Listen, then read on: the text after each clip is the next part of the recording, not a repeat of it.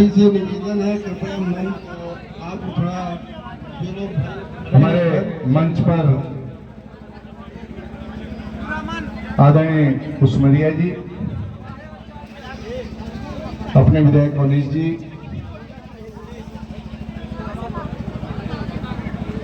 मंच पर बैठे हुए सभी सम्मानित गण, नीचे बैठे हमारे शिवशंकर जी, अर्जुन जी, मंच पर लवकुश जी, पंकज जी, अशोक जी, हमारे शिवशंकर भाई साहब, और यहाँ अन्य सभी जिलाध्यक्ष, सभी लोग यहाँ उपस्थित, हमारे प्रबंधक जिसके कारण आने का मौका मिला, अपने हरिशंकर भाई साहब।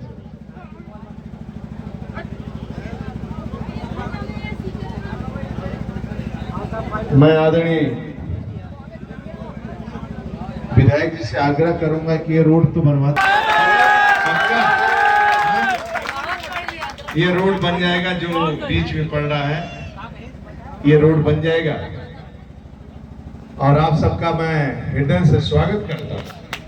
इतने दूर दराज में विद्यालय में बच्चे अब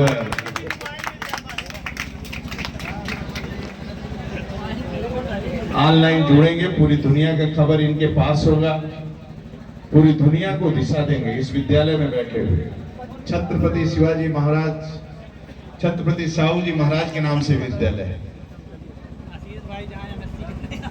छत्रपति साहू जी महाराज सबसे पहले पढ़ाने का काम, गरीबों दलितों को इस प्रकार पढ़ाने का काम किया था। आज उनके विद्यालय से, उनके नाम का विद्यालय चला रहे हैं, इसलिए हरिशंकर भाई साहब को भी एक बार तालियों के गड़गड़ाहट से उनका स्वागत करें, जिन्होंने बाबा भीमराव अंबेडकर से लेकर जाने कितने लोगों को छात्रवृत्ति मुहैया कराए जो पढ़ नहीं पाते थे। ऐसे बहुत लोगों के लिए व्यवस्था किया कि देश विदेश में लोग पढ़े और ज्ञान अर्जित करके आवे। मित्रों, ज्ञान अर्जित इसलिए किया जाता है, जब मैं छत्रपति शिवाजी महाराज को पढ़ रहा था और वो 14-14 साल के बच्चों को लेकर पहाड़ी पर गए जहां शिव मंदिर था। उस शिव मंदिर पर 14 साल के बच्चे और सभी जाति के बच्चे, एक जाति के बच्चे नहीं थे, गांव से दलित सभी प्रकार के बच्चों को लेकर गए शिव मंदिर और अंगुली उन्होंने काटा 14 साल की उम्र में, और शिव भगवान पर, भोलेनाथ पर अभिषेक किया और संकल्प लिया कि आज से मैं हिंदू स्वराज्य की स्थापना करूंगा मित्रों। और उन्होंने हिंदू साम्राज्य की स्थापना की। कई बार ऐसा आया कि वो फंस जाएंगे, मुगलों से फंस जाएंगे और मारे जाएंगे, फिर भी हर जगह निकले, क्योंकि उनका कौशल प्रबंधन, उनका जो प्रबंधन था, उनका अनुशासन जो था, उनका जो कार्य पद्धति थी, वास्तव में बेजोड़ था। जहां अनुशासन है वहीं विद्यालय तरक्की करता है, जहां अनुशासन है वहीं का नौजवान आगे बढ़ता है, वहीं बच्चे आगे बढ़ते हैं। जब मैं आगे पढ़ा, मैं देखा युद्ध के समय या राष्ट्र पर कोई खतरा आता था तो कभी भी छत्रपति शिवाजी महाराज साल भर घर नहीं जाते थे, जब तक युद्ध विजय नहीं होता था। तब मुझे ध्यान में आया कि जब महाराज जी, राज्य के लोकप्रिय मुख्यमंत्री योगी आदित्यनाथ जी को जब कोरोना वैश्विक महामारी का बैठक ले रहे थे, पीछे से एक पर्ची आई उनके पास, और पर्ची में लिखा था कि आपके पिताजी का देहांत हो गया।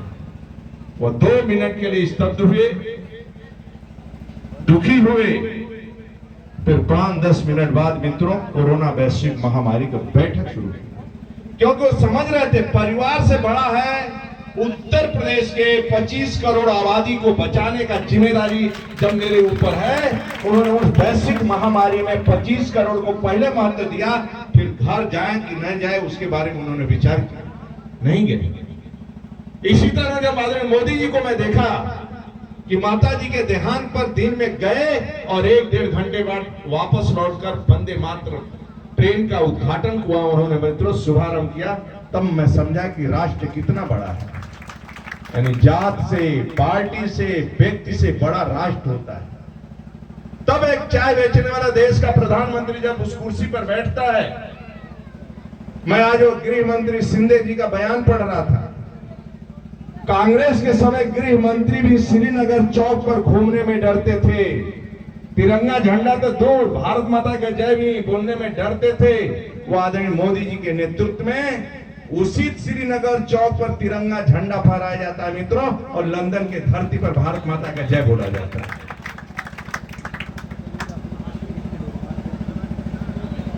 तो आप सब पढ़ोगे कि लिखोगे कि नहीं लिखोगे? पढ़ो लिखोगे। अगली लड़ाई ज्ञान की है, करोड़पति की नहीं है। अगली लड़ाई ज्ञान की है।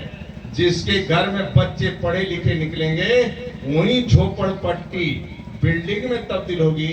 जिस बिल्डिंग में शराबी लड़के पैदा होंगे वो बिल्डिंग खंडहर में तब्दील होगी।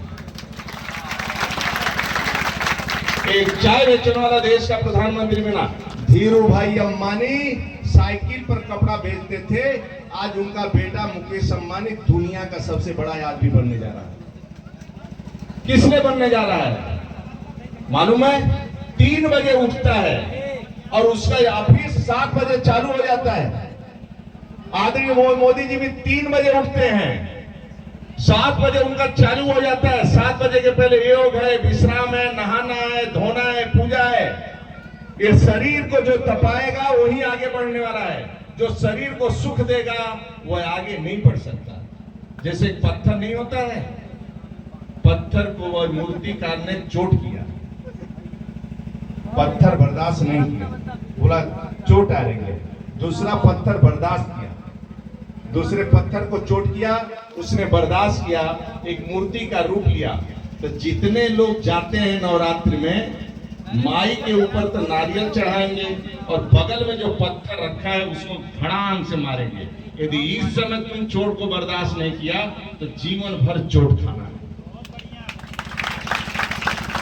इसलिए मां डांट दे या फटकार दे, पता लगा कह दे, मां कह दे मोबाइल बंद करो तो पता लगा वो फांसी लगा लेता है।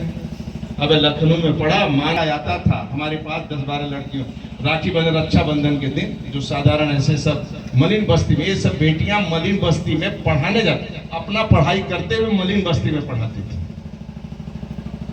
इसमें बैठे हुए ऐसे कितने हैं जो अपने भाई बहनों को पढ़ाते हैं? हाथ उठाओ तो। अच्छा, जिसके घर में मम्मी पापा से रोज लड़ाई होती है, ऐसे कितने यहाँ बैठे हैं बच्चे? थोड़ा बताओ। किसी की लड़ाई नहीं होती, बहुत अच्छा। जितने मम्मी पापा का जीना हराम कर दिए, ऐसे कितने बच्चे बैठे यहाँ पर?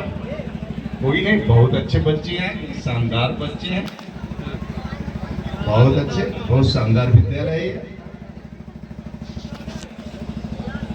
ऐसे कितने हैं कि मम्मी पापा की लड़ाई हो जाती है तो मैं समझौता करवा देता हूँ, शाम तक शांति हो जाती है।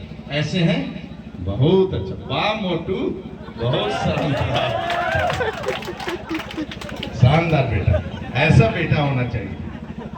मेरे घर में भी बालक था, कभी लड़ाई हो जाती थी, मेरा बेटा बीच में खड़ा हो जाता था, मम्मी के पक्ष में, यानी बीच में, जैसे कोई गुस्सा हुआ तो पक्ष में खड़ा हो जाता। उसके बाद मैं बंद कर दिया, क्योंकि बेटा खड़ा होने लगे तो क्यों लड़ना घर में।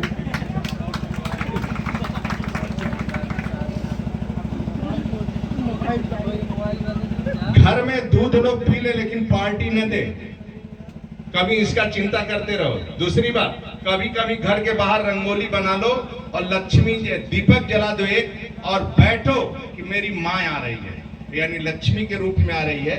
या कोई नन्हे मुन्ने बेटी बेटा से कभी गुटका मत मांगना, अपनी माँ पर कभी हाथ मत उठाना, बूढ़े माँ बाप